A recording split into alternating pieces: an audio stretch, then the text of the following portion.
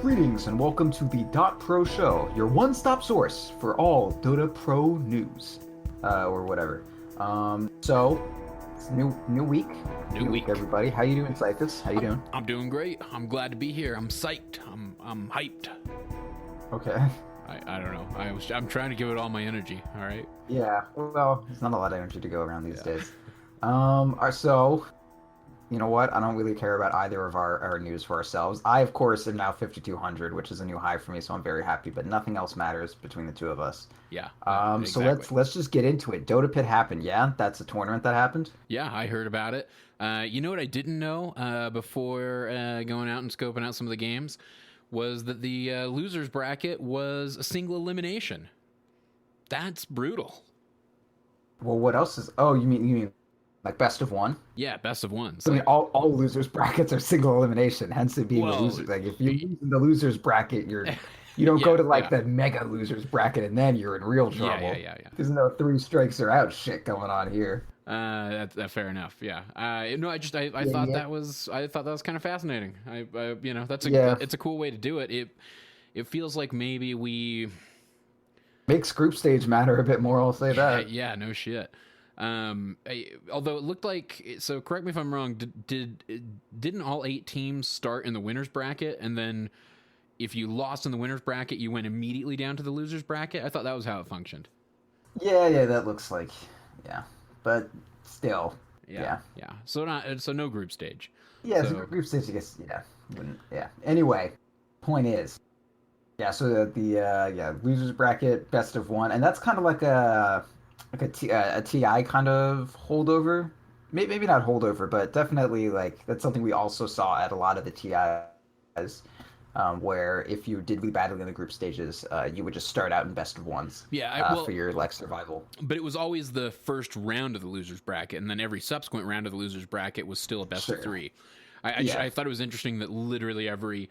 I mean, I guess it makes sense where you only have 8 teams and you're trying to run a slightly shorter tournament, but at the same Yeah, time, just like a weekend long tournament kind of deal. but And you I already mean, have all these qualifiers and shit. yeah, I guess I would if I were arguing on behalf of my team, I would be like, no, we want a best of three so that we don't have to do our do or die strategies every time. If we have a shit run, Yeah.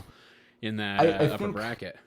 I think if every team didn't start out in the upper bracket, there would be more credence to it. Yeah, Like if you went out to the losers bracket like, oh, we lost one game that like we shouldn't have, and so instead of getting fourth, we got fifth in our group, and now we're out after like one via one G strat or something. Like, yeah, that has some credence, but I mean, like, you know, you lost in a best of three, and you're still in the tournament with like a game to win. yeah, Count your blessings.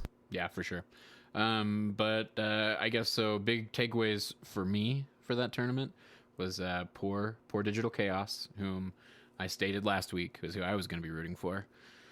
And yeah, they lost 2-1 to Secret in that first upper bracket, and then of course got eliminated by Team Faceless down in the losers bracket. Yeah. And this is also the team that won in Genting a couple weeks ago too, right? This is Yeah, the same. It's not like they switched out all their players. It's the same shit.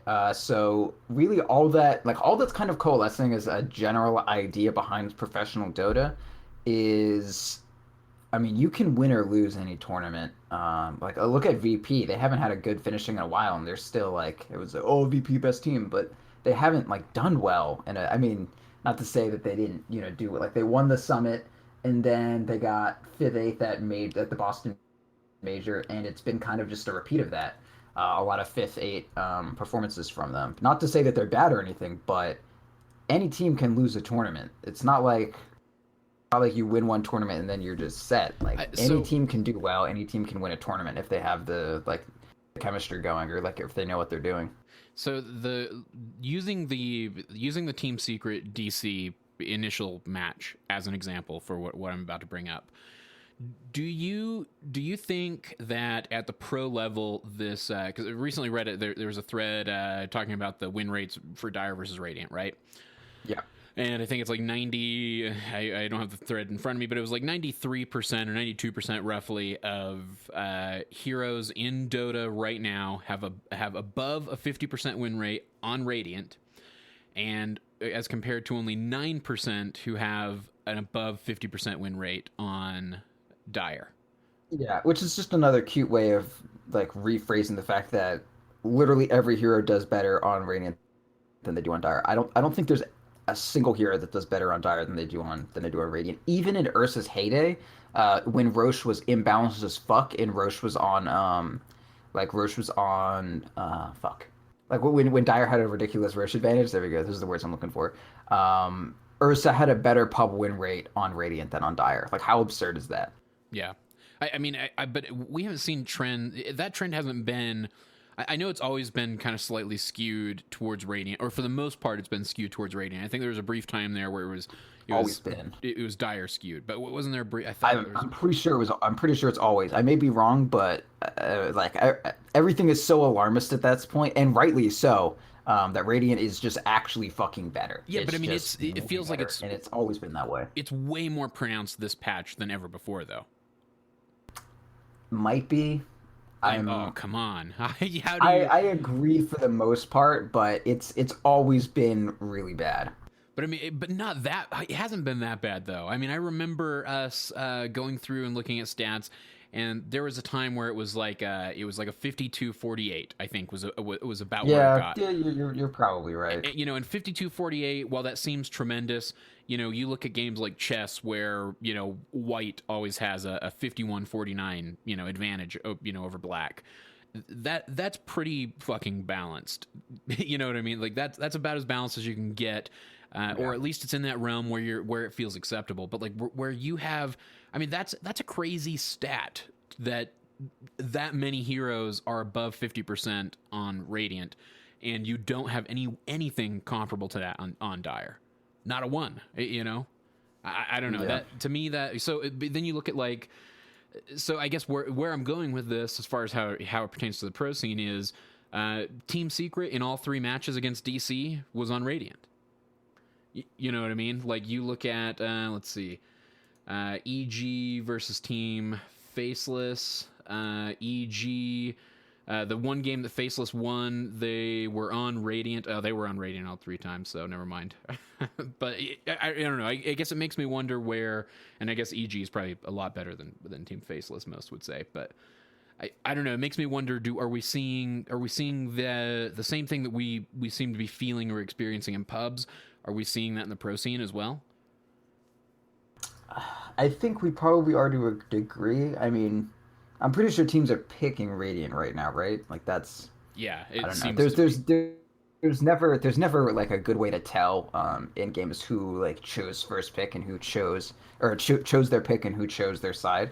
That's one thing I'd kind of like to see, but it's a little hard to implement that because it's not in the game data. Because it's a toss that you make and then the people say things and then you input it into the settings. There's no way to find it in a replay file. Yeah, But I like it's always less pronounced in pro games. One because pro matches are never matched up on MMR like they are in matchmaking. Like there's not enough of them, and there's not as it's not like each pro team has a fucking MMR that we go by and be like, oh, this game is balanced, and on average, after these millions of games, we found this trend. There's nothing like that for programs. So like as you said, it's something with like EG versus Faceless. If you think EG and Faceless are completely identical teams, then you would say that, oh, in pros, Dire has an advantage because EG won with all these Dire games. Also, they got Underlord every game, so maybe it was just the fact that they got Underlord. yeah. Maybe they took first pick and first picked Underlord every time, and Faceless every opportunity took a Radiant side, and it just didn't work out that way. So it's kind of hard to take it from a pro like perspective, especially because like there's not that many games. When there are games, they're not always even games. And then you also have to take pick for like who chose first pick and all that into it because it may be just like, oh, hey, Underlord's absurd. First pick is better than choosing side because Underlord has a 60% skew rather than Radiant's like 55% skew and shit like that. So it can be really hard and really dangerous to look at pro games for that sort of thing. All you can really do is look at if someone has choice of side, what side they do choose. I think that's the only really relevant thing to check. Yeah, and that makes sense. Don't get me wrong. I get that, like, we're not going to see kind of the level of balance that we would in a general matchmaking, Oh, for sure. match, but or a matchmaking pub. But yeah, I don't know. I guess it really made me wonder. When I was looking at in particular that Secret versus DC series, because you look at like even DC's win rate in pro games that they've played.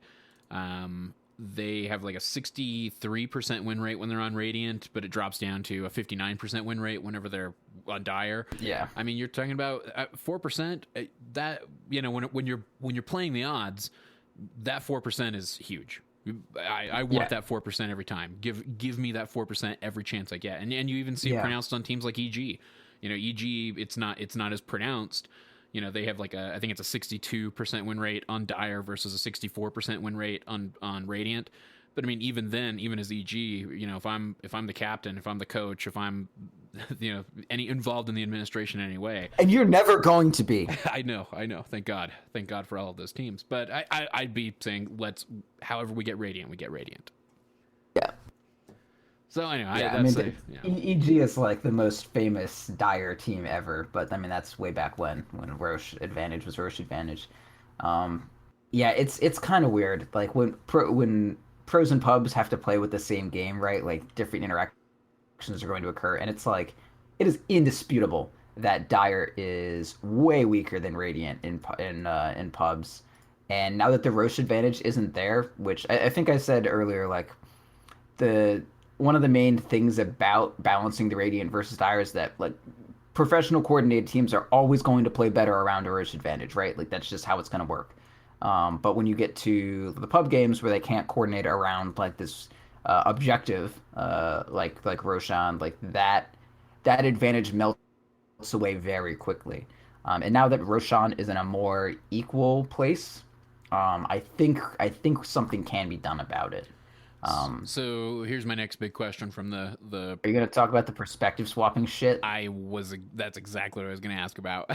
Oh my god! For those who don't know, you can go check out Cyborg Matt's tweet, but he basically proposed swapping perspective so that camera angle is not ever an issue as well. So that whenever you're playing on Dire, basically the map rotates, the mini map rotates, your perspective rotates, and now the Dire side is in the bottom left hand screen, or bottom left hand corner of your screen.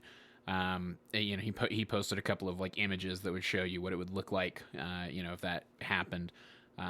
I don't know what's your take? Those images, because my take is like anyone who's suggesting that has like never thought about how map design works. Not to say Cyborg Matt hasn't. I'm sure he did. He did/does, which turns into dud. He done did that. I'll say, but like just think about juke paths and tree paths and how radically different those would be and how they are even designed and how they look, how you can tell where they are, and then like swap the map around. It just doesn't work. Like that's just not, it just doesn't work. You can't do that. And there's the perspective and being able to just like I would need to see it in full to even like begin to have a completely educated opinion on it.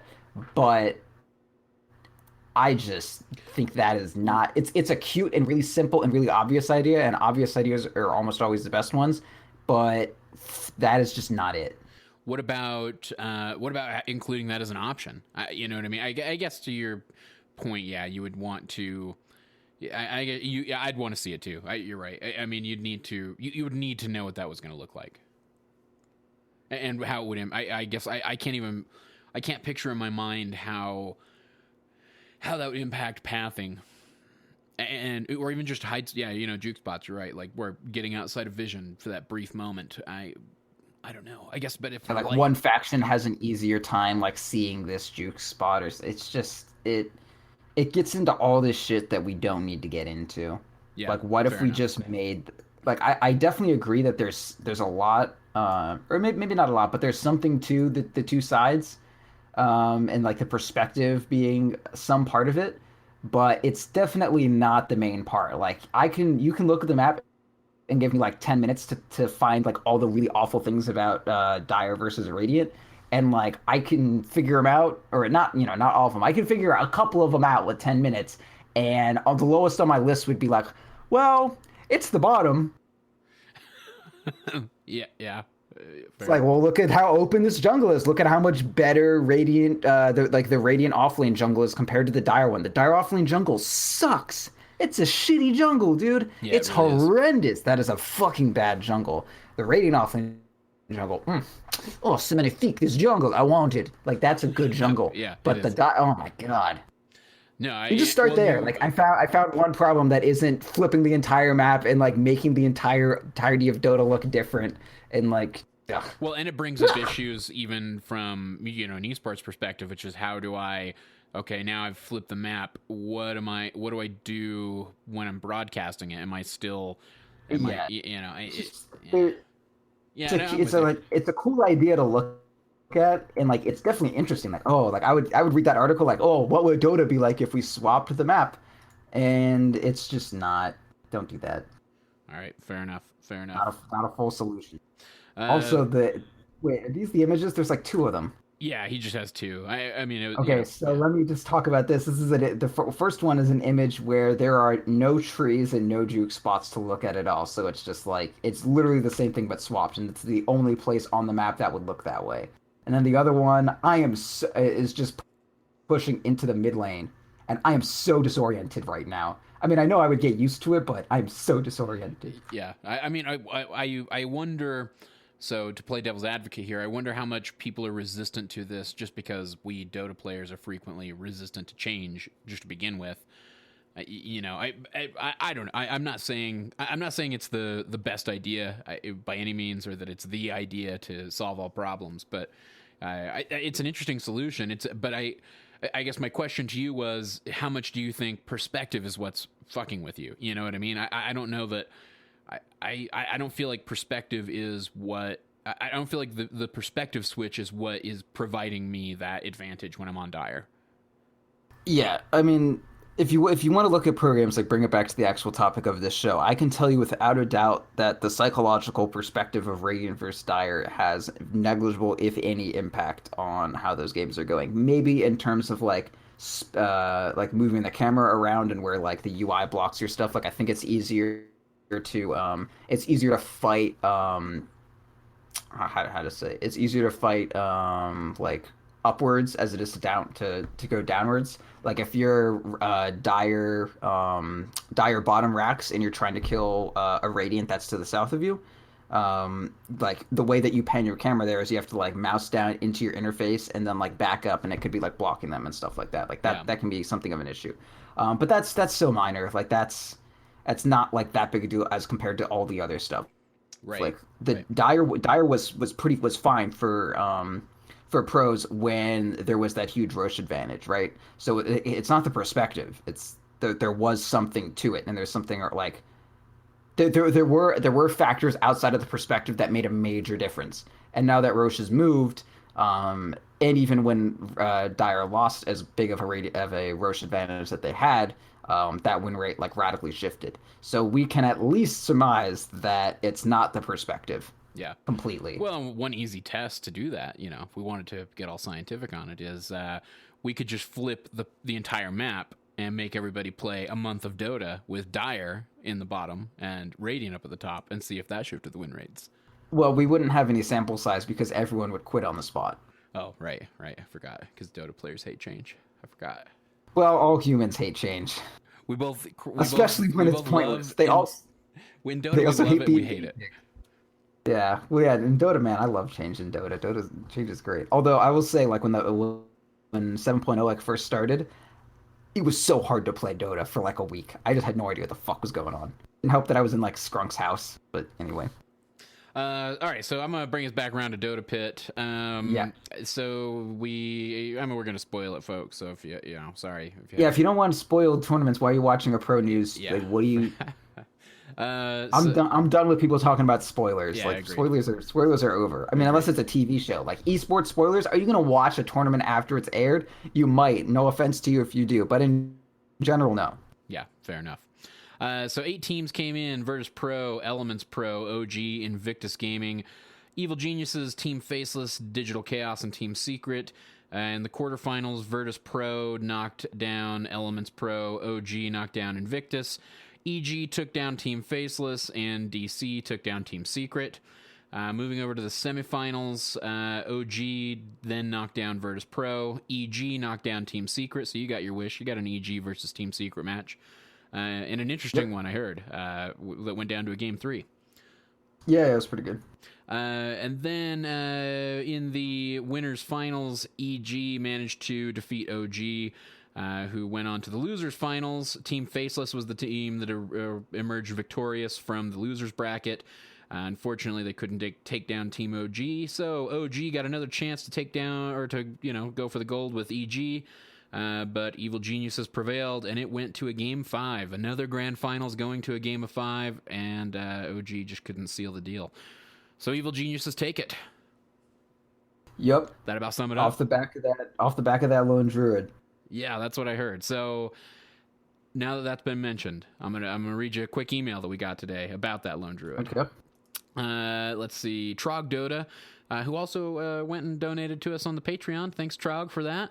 He said, "Hey guys, lately the podcast has been fantastic, so much so I've left a review and am hopping on Patreon for the show. You guys are awesome. Had a question for Proud specifically for the DotPro show.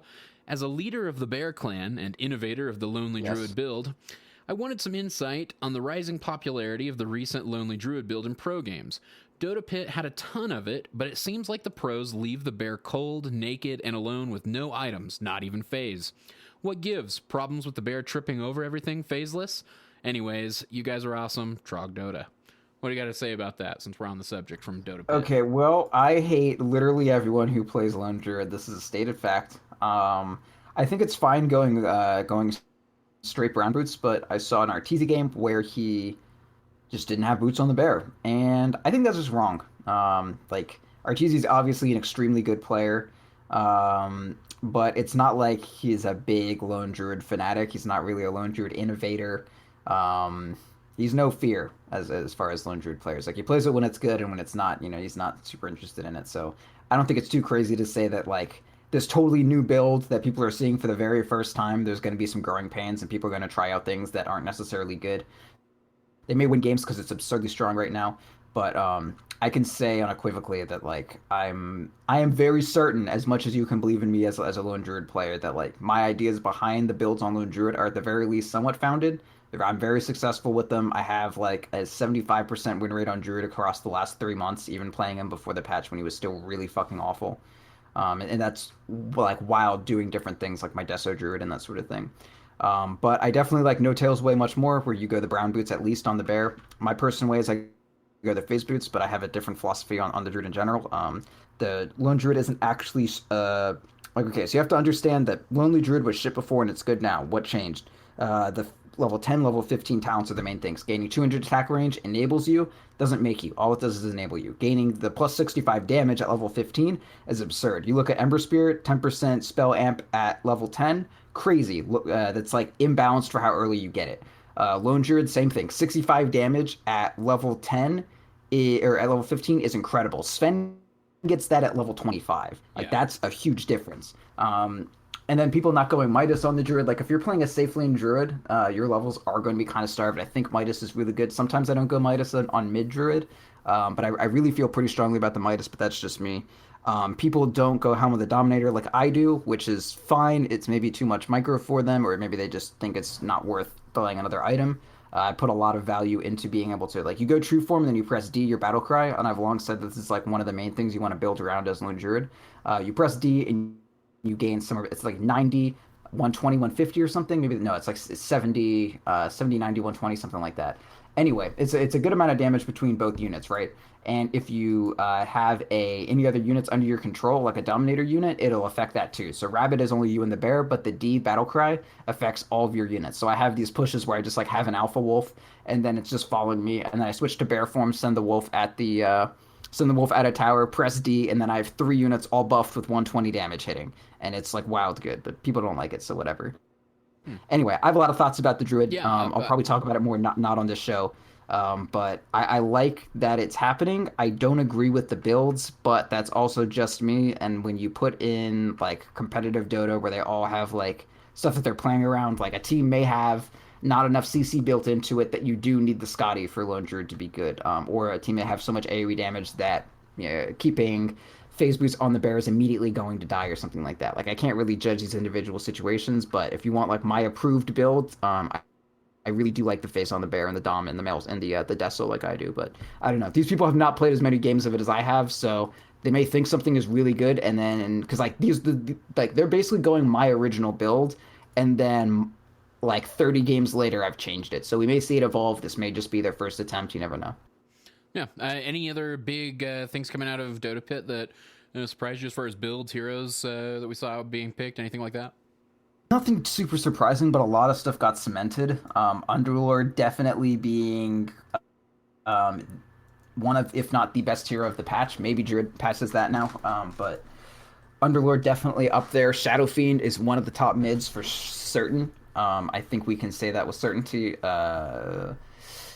Earth Spirit definitely. Earth Spirit is definitely back. Definitely one of the best roamers right now. Obviously, Shadow Demon Luna still exist.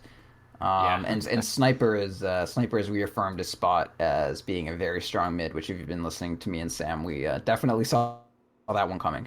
Oh, and the Venge carry. I love Venge carry. I'm so, like, as soon as this patch hit, I was just like, yo, Venge carry is going to be so legit. I've been looking for opportunities to play it. Maybe when we're playing with, have we said that we're playing with Gruton yet? Nope, I don't think we have. Okay, well, anyway, well, maybe when we're playing games, I'll be able to play Venge carry because that's something you need to Oh, draft wait, around. wait, But wait. Venge carry, very strong. What? Wait, are you talking about the Sunday stream? Yeah. Yeah, yeah, we know. We mentioned that, and we talked to Grody Okay. about it. Yeah, yeah, we're Yeah. confirmed there. Sorry. Cool. Anyway, yeah. So the Venge carry has been very cool to see, and a little bit of Rubik mid coming out. A little bit of that. I don't know if that was this tournament specifically, or if I'm mixing up with like some like liquid games that I was watching. Anyway, um, as a whole in Pro Dota, Rubik mid is it's not unheard of, which is kind of neat. But also, someone's gonna ask for it when I'm drafting, and I'm just gonna be like, I don't trust you. I guess so. The other thing I wanted to talk about, I know you've mentioned this before, but OD still one of the most contested heroes in Dota 2 at this point. Up at the top, let's see, 65% of the games he was either picked or banned. He was picked 27 times and banned 53 times. Yep. Is OD just? We're never getting rid of him at this point. I don't know. I don't think he's good this patch, honestly. Like I know he's good, but I don't think he's good. But he is good. It's tough for me because I'm really certain that he only like he's not good in general. He's really good in like very specific things, but I know if you just look at these stats, it's just like, are you fucking stupid? Like it's a good hero.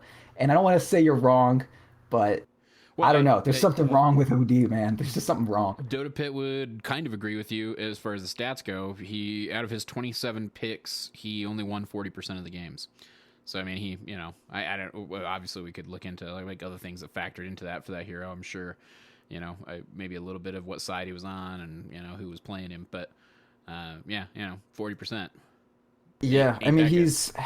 he's definitely a hero that's still in everyone's mind. One of the things that people need to understand is when new stuff comes out and new stuff happens, it takes a while for things to change over. Like whenever a patch comes out, people are gonna still play the old meta for the first couple weeks, right? Because they people play heroes they are practice on. They do not play heroes they are not practice on. That's just a fact. So when people say, "Oh, the pros they just take so long to figure out how to play. This just takes so long." But like, no, they just haven't practiced it yet. Like we didn't see the Lonely Druid build because no one has played Lone Druid. Like that's just not like people haven't played Lone Druid in a while. It's been a long ass time since RTZ Lone Druid has been a thing. But I never stopped playing it. So of course, immediately as soon as the patch comes out, I'm playing it and I figure out a build and I iterate and I iterate and I iterate. Even that video I put out like 3 weeks ago, I have entirely different thoughts about how to play the hero now. But like that's just how it works. And people were really fucking good at OD. Like Ana, like to me, Ana is an OD player who also plays the mid lane. Just from the games that I've seen of him. So of course Ana's gonna still be picking OD, similar to how when Lone Druid is shit, I'm still gonna be picking Lone Druid. So some of these people just like got good off of these heroes in the last meta, and they're still gonna be picking them. And then also OD is a very specific counter to a lot of mid laners. So though he may be bad in a vacuum, like I feel like he is. He's still very strong as a counterpick to a lot of different things. And I'm sure originally people picked him a little bit against Lone Druid because you think OD is pretty strong against the bear, but it's not. God, people don't fucking understand shit, man. Like when I was watching that goddamn cast and they're like, well, what? Maybe they'll pick up Wraith King against Lone Druid. It's like, are you kidding me? Why would you play Wraith King, period, and then against a Lone Druid who doesn't give a shit about his bear? That is not what you do, anyway. Good to know. I'll never pick Wraith King against Lone Druid. Thanks, Proud. Please don't. Okay, I won't. I won't You're pick him so anyway. bad. So let's see. Anything else you want to hit on from Dota Pit before we move on? Yeah, dude, Team Faceless is so fucking good. I'm so happy they're doing well. And IG, the new IG with like it's like 4+ burning as far as recognizable names. I guess Q I kind of recognize unless it's a different Q from earlier, but like IG's doing real good. Oh, what about Black? Black is on Faceless. Yeah, I didn't finish talking about anything. I just Oh, wanted to okay. also mention IG coming out. Anyway, IG, I'm really Oh, happy yeah, for sorry. Burning. Like Burning had that time when he was playing like off lane or playing support. He's like, oh, maybe my day's over. Maybe I need to just, calm it down a little bit, like S4 and whatever. I don't know. Not that S4, like he's. I don't want to get S4 is not a scaling mid, and that was kind of one of his issues. And evolving to the new Dota, he plays more of an off lane. Even when he was with Alliance, they were talking about switching Alliance and Bulldogs positions. But anyway, S4 is a fantastic player. Didn't mean to besmirch him at all. IG like with Burning doing well, like there's just this more general trend going through of it's not so much the individual players, so much as I mean your mid player definitely individually you need a fucking incredible hero unit mid player like I've said before. But beyond that, a lot of it is just like team dynamics and how you guys play with each other. Like between C-Deck doing so well with Shiki playing mid. Shiki's not even a hero unit. He's a really good player, but he's not like he's no Arteezy or Miracle. But C-Deck did so well with aggressive and Shiki. Um, and like Ad Finem did so well in that tournament. DC obviously incredibly good team, but in this tournament they like did pretty poorly. Team Faceless is doing really well now, and they don't have any of these like wild, crazy good players. Besides like Ice is good, Jabs isn't a hero unit, Nuts is pretty strong, and Black is really solid, but he's not, he's no Arteezy. And like this rebrand of like Virtus Pro, like Ramses and No One are pretty good. But I don't know, like all these teams that are doing well, none of them are like these like crazy wild all-star teams that just like kill every tournament they go to, except for like maybe OG. But I don't know. There's just a lot of teams that are just like doing well off of being good players with each other Yeah. and not, like, oh, Faceless hasn't been doing good, well for a while. Looks like they're gonna fold. Okay, maybe they have to rebrand. Like, no, they kept going and they played fucking like great this tournament. Yeah. Same with Burning coming back, man. I'm so like I'm not a Burning fanboy per se, but I'm really happy that he's found his courage to play carry again and like lead a team of nobodies and he's like playing well. Do you think things would have been a little different if Wings or Newbie had been able to show up? Because they were Yeah, both. maybe. Because Um Wings was replaced by Elements Pro. I think that was announced at the beginning of January, and then towards the end of December, Newbie ended up being replaced by Invictus due to a schedule conflict as well. All having to do with visa applications. yeah, I mean I wouldn't be too like if this was a tournament of the best 8 teams in the world, sure, of course it would look a little different. Like Elements Pro, obviously, I don't want to like say anything bad about them, but of course this isn't they're not this tier of team. That's just not what they are. But like Invictus, they took a game off OG. That's great. 2-1 to OG, and they took the first game even. So it's not like like a pretty cool draft. Like this 4 core kind of shit with a Slardar as your 4, and then like an offlane Weaver and that sort of thing. Like that, I love that. Um, what is this? Winter Wyvern Slardar. Love that duo. We used to play a lot of that on Ham. That's such a good set of heroes. But yeah, so I was like really happy with Invictus there. They did fine versus OG, which is most people think the best team in the world. But they took a game off them just fine. They beat Secret. Secret is no slouch of a team. They have really good players still. And then they lost to Faceless, and Faceless also is really good. Faceless beat the Virtus Pro in the best of one. They went 2-1 to EG, so they took a game off both of the final of the top 2 of this tournament. They just and yeah, they beat Virtus Pro, then they beat Invictus, and their game against OG wasn't too bad. It went to 40 minutes no less. So I don't know. I definitely like how Faceless did. Even if you throw Wings into there, like Wings is just such like maybe Faceless just matches up shitty against Wings. There are a lot of teams that just can't do anything against Wings, but I mean they probably would have been fine against Newbie as well. I don't know. I'm just happy that they're definitely within my like teams that would definitely go to the international. Is like Faceless is definitely there. That's awesome. So we want to segue over to some other news in the Dota scene, or did I lose you? I'm drinking water. Oh, okay. That's good pod. It's good pod. I've been talking a lot, man. I Yeah, we understand. can go Yeah, so in other news, Team NP, they recently added a new coach. That was the big announcement on Reddit Yeah, today. yeah, little Bone Tan. Little Bone Tan, he's up there, he's doing it. Love my So boy. I know nothing about Bone. Oh my God. Yeah, not a thing. It's who's You Bone? don't know. Yep. Little Bone Tan. Bone7 is the greatest human to ever never get first place in a Dota 2 match ever. Okay. Um, or tournament rather. He is the most confuddling offlane. He's like the eternal envy of the offlane, turned up to like 11, honestly. So I'm going to read you the announcement that Team NP posted. Team NP is excited to announce that Pittner, Bone7, Armand will be joining our team as coach. Loyal fans are aware of the long-established history of Bone7 playing with NP members Eternal Envy and Owie 2000 on the infamous Cloud9 roster. Known for his unorthodox builds and aggressive playstyle, Bone7 will lend his strength to Team NP as the Dota 2 meta continues to develop. A few words from Bone7. I'm happy to join Team NP as their coach. I bring to the table a deep understanding of how my former teammates operate and think about the game. We shared many memories in the past, and I look forward to building something great together. Maybe it takes being a coach to convince my team to buy TPs, is his little joke. Huh. So It's not funny. I'm guessing the Cloud9 roster that involved EE and Owie is before my Yep. Dota time. I don't recall any Oh, of that. really? I mean, you played so this was like right after TI3, Okay. the speed gaming roster that beat DK at MLG for like their first place that Bone7 wasn't there for. Oh, Where, okay. where TZ was playing with them. Yeah, I nope, don't recall that. Oh my It was God, after dude, this is TI3 that I history. got I'll link going. you the Yeah. videos. Oh my Okay. God, Yeah. this is like huge Dota history. Okay. Well, you're gonna fill me Oh in. I my know God, there's somebody else out there who doesn't when know this Sing story. Sing was their mid, like you don't. Nope, not a Oh my thing. God, yeah, Yeah. Sing used to be like top tier, man. Hmm.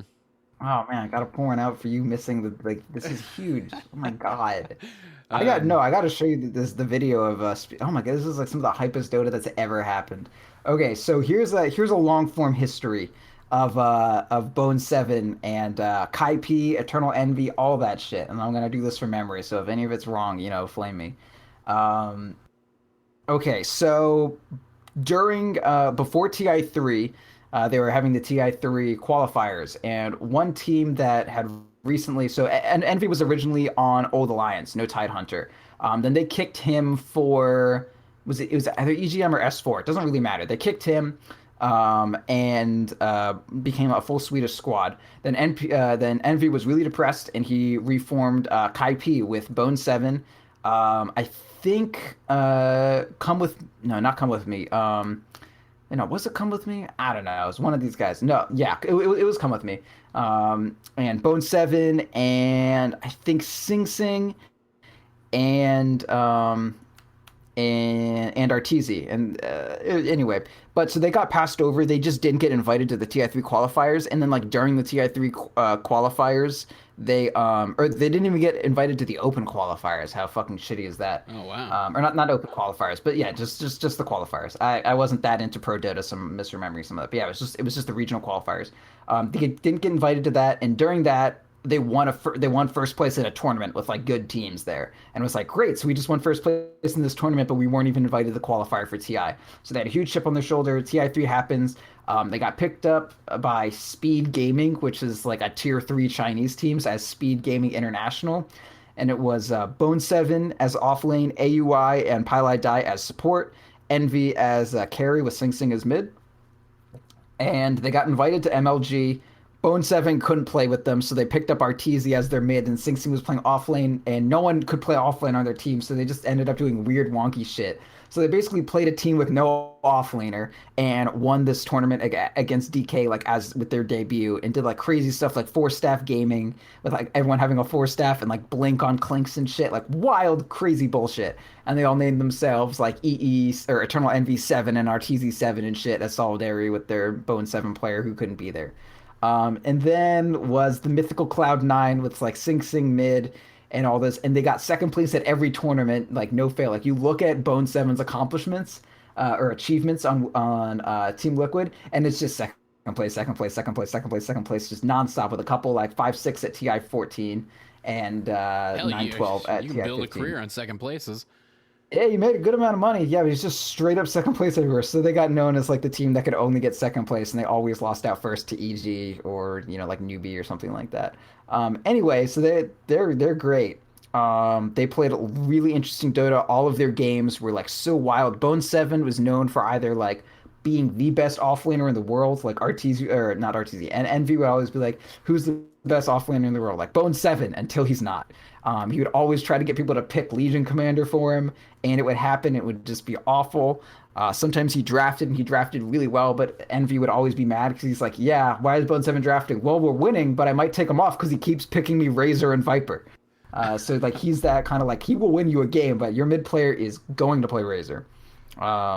I guess Envy was it was like safe lane Razor all the time. He was mad. Anyway, yeah. So that's and so okay. So Bone 7 does like crazy ass builds. He I think was one of the first people to do the no blink Batrider stuff.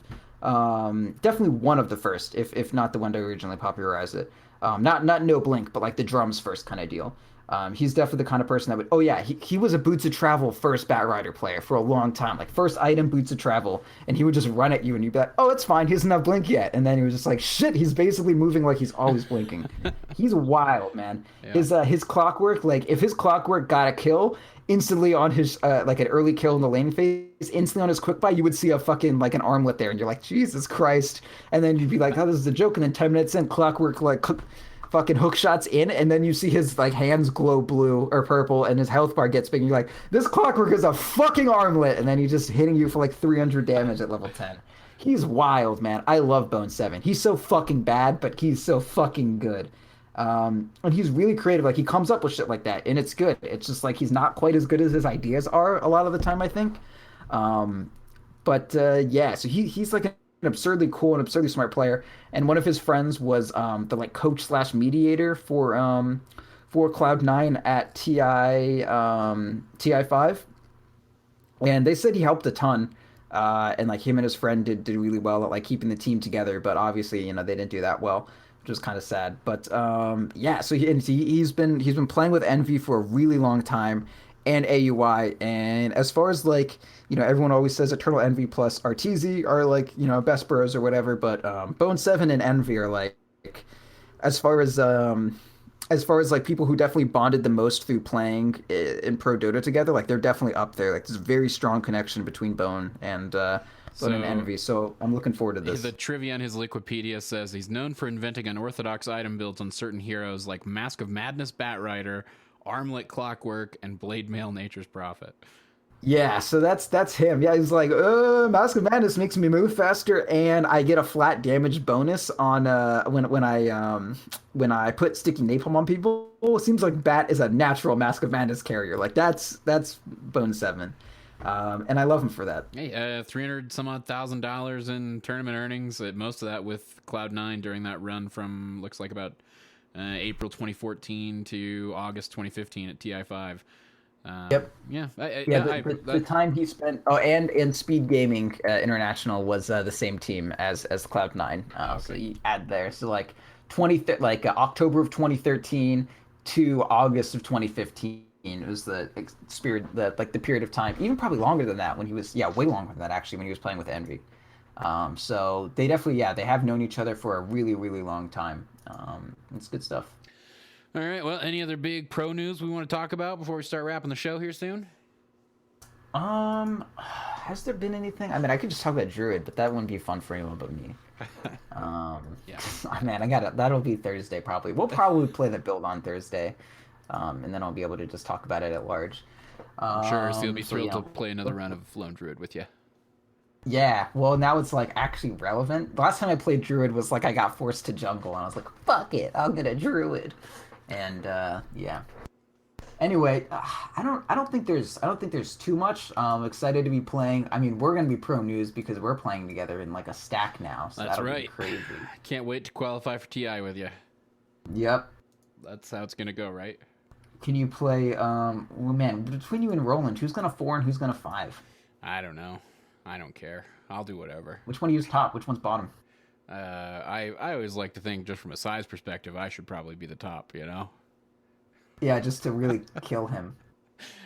Okay. But yeah, no, I really Yeah. don't care. I'll play 4 or 5, whatever. I enjoy playing The roamers. answer to the answer you just gave said that you're gonna play five. The one who's Yeah. like, "Well, I'll do whatever. Don't worry about it." Like that's the attitude I want in my five. Oh, okay. I mean, it depends on heroes. I'll pick a hero, and then you'll both be like, "I can't play Winter Wyvern. Neither can I." And then none of you will be five, and we'll find a new player. 75% win rate on Winter Wyvern. You just hooked me right You're the up, sir. five. Congratulations. Oh, that was back when the ult was way OP, though. Yeah, I don't care. I'll still pick it. Yeah, now you'll do it and be like, "Oh, I didn't know we couldn't hurt people while it was going. That's my bad. Yeah, I'll just say I that thought it over was and still over. Axe Taunt plus RP in one skill." No. But no, yeah, I'm looking forward to playing some support. Shit, it's been a minute. It's been a long minute since I've played support, so I'm looking forward to those Yeah. matches. Honestly, let's see. I think, yeah, I still think the majority of my most played heroes are all supports.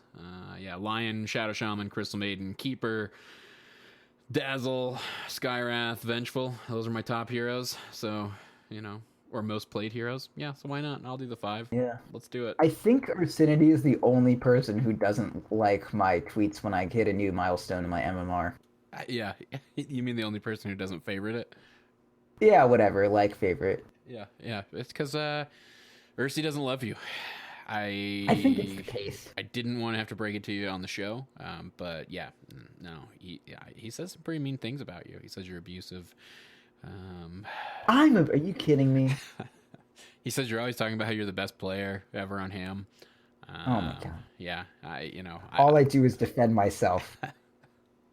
all Swear to right. God, I'm gonna get 6K and I'm gonna never have to hear about his like, "Oh, I'm so much better than you" shit ever again. You want to do a little bit of quick other esports trivia? Although it's not, Yeah, sure. not as other esports trivia this time around. Because Let's do it. I was a little curious. We talked last week about, I was confused why people would play in the Dota Pit season when WSG had that tournament going on for 1.5 million versus the like 125,000 prize pool. And so I was like, I wonder how well Dota's doing in that list of largest prize pools in esports history. So I went and I pulled up the top 10. And so my question for you, this is a fill in the blank. You only get one shot at doing it. How many One shot, one kill. of the top 10 largest overall prize pools in esports, how many of those were accomplished by Dota 2? Okay.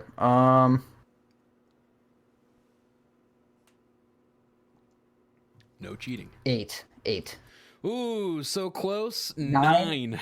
Nine. Fuck, I was out gonna of say 10. 9, but I was like, surely someone has done it.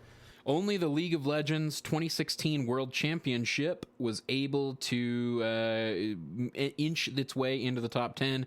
It comes in at number 4 with a prize pool of 5 million, just a little over 5 million. That was in San Francisco from September to October of last year. That's the only non-Dota 2 tournament in the top 10 largest overall Yeah, prize pools. well, on the plus side for them, at least they like pay their players salaries or whatever, which is there's something to be said for giving people reliable income instead of like you win or you don't eat. But hey, you know what? It gives them motivation. Capitalism, right? That's right. That's how dreams are made in this America. Succeed or just fucking die. That's right. That's all I got. Dude, I'm so happy. I am so happy that Fogged like has a career in like commentating and like being a panelist and stuff. Cause man, that dude put so much work into Dota, and if he was just like left out in the cold after like all of his teams he was on, he played like so well in them, and he was such a staple of NA Dota, one of the only like good supports we could ever like muster to have. And if Dota didn't work out for him as a living, I would just like there would be no justice in the world. But God Well, bless you, Fogged. I'm gonna You're I'm one of the gonna best supports in NA ever. I'm gonna tease something a little bit here. We'll be announcing Oh sometime my next God. week. We're gonna be doing a little work partnering with an organization that Fogged is working with sometime next week. The Illuminati? That's right, the Illuminati. That's how Oh my .p God. rises to the top. I knew it. We got our membership cards in the mail, so Now I can learn about the moon landing. I'm gonna The get real moon landing. I'll get yours laminated and kick it over to you so you can go visit that set in San Francisco Yeah, where they dude, did the moon landing. the main thing about the Illuminati that I'm really hype on is that they do actually laminate a lot of things, which I think not enough people do. No, not at all. Yeah, although they made us laminate our own cards. I don't know why. Seems a little cheap. That seems like the Illuminati. I mean, you don't get to be a world controlling organization if you don't like if you just spend money on everything willy-nilly. Yeah, yeah. You gotta, I mean, and what, whatever. I mean, I guess 100,000 global members. You save on 100,000 lamination cards. I guess it makes sense. You racking. It's a minor cost, but yeah, hey, these are tough times. Tough times. Yep. All right, you gonna do some plugs, or am I doing plugs? You should do the plugs, dude. I've never done plugs in my life. Yeah, one of these days we'll teach you how to say things like you can find the website at defenseofthepatients.com. Shut up. You can follow us on Twitter at .p_show. You can donate just like Trogdota did and send us an email and let us know. Send that email to defenseofthepatients.com, defenseofthepatients@gmail.com, but donate at patreon.com/defenseofthepatients. We got something special brewing for every one of you Patreon members out there that Ursinity pitched today, which means he's going to be the one to do it all. I won't discuss it yet until we get the details hammered out. But something big coming that way for all the patrons out there. You can find us on twitch.tv/.ptv, which tonight, if you tune in about 9 Eastern, you can join up with the .p houses, which we do every week. Shit, that's in 15 minutes. Yeah, for somebody out there, it is in 15 minutes, and you just blew their mind. And his name's John, and John, Proud is standing behind you right now, waiting to crawl on your back. That's what he does. I can personally test. So I'm a let's back see. crawler.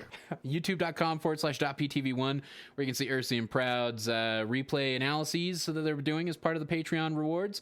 You can also see their Theorycraft Thursday games there. You'll see the upcoming Sunday games, which every Sunday at 9 or no, wait, what did we decide? Sunday at what? Oh, shit. I don't know. I already forgot the time. I should really 5? check that out. 5 p.m. Eastern. Sunday at 5 p.m. Eastern. We're going to be doing streams with all 4 show hosts, plus Grody, the man who hosts the in-houses. You heard it here. I'm going to be playing the 5, it sounds like. I'll bet Roland's playing the 4, even though Roland is very upset, by the way. About what? He thinks that he's better than Grouty, and he's offended that he wasn't considered for the 3 position. I mean, he is. You think he's better I than think Rowdy's better than Roland. No, yeah. I mean, like, Roland's good at pubs. Don't get me wrong. But if I was in an in-house and I had to like pick, like I would definitely pick Grouty before Roland. Oh, you're gonna have to let him know that on Proudland on Friday. I won't. Hey, I'm an honest boy. Yeah, you just need to lay down the law. Really fill those team captain shoes. Just let him know right up front, and make sure that I'm listening in on the call because I want to be there. See, I'm not about like telling other people that they're better or worse than other people, but if someone is going to be like, "Hey, I'm better than someone else," like that's when the gloves are off. I'm like, actually, except with Ursi, because he just says he's better than me all the time, and I'm like, okay, honey, like we're equal, everything's fine. Yeah, well, all you gotta do is point to that MMR, right? Is Ursi back above 5K yet again? Yeah, he probably played a game and won it and hasn't played since or something. Oh, okay. Well, we'll have to. No, I love Ursi. He's a great, very versatile player. He's fantastic at Dota 2. That's right. And all I am is a lone druid player who can't do anything else. So everything's fine. Yeah, that's how you got 5K MMR, was spamming lone druid. That's what I heard. All I did. That's all I did. You can also find us on iTunes, Stitcher, all your favorite podcast apps. We got 2 new reviews that I'm not going to read tonight. We'll read them later on. They're shit. They were really nice reviews. One of them from Quick Snoopy, who I think was on the Tuesday Q&A yesterday, if I remember correctly. And Love that person. I'll bet the other one was Trog, maybe even. But the name escapes me at the moment. They were super nice reviews. We'll get to those either. I'm sure if Roland beats me to the punch because he loves reading those, he might read them on Friday. So you might get to hear those proud. And like I said, reviews, they really help. That's one of the best things you can do if you don't have any extra cash, you can't support the show. We totally understand. But if you leave us a review, that's a really great free way to help the show. Yep. Yeah, and that's it. That's all the plugs. That's everything that matters, I think, today. Okay. Yeah. So, okay, close it out. All right. I'll close it out. Well, this has been DotPro Show. Thank you all for listening. And remember, bash the fash.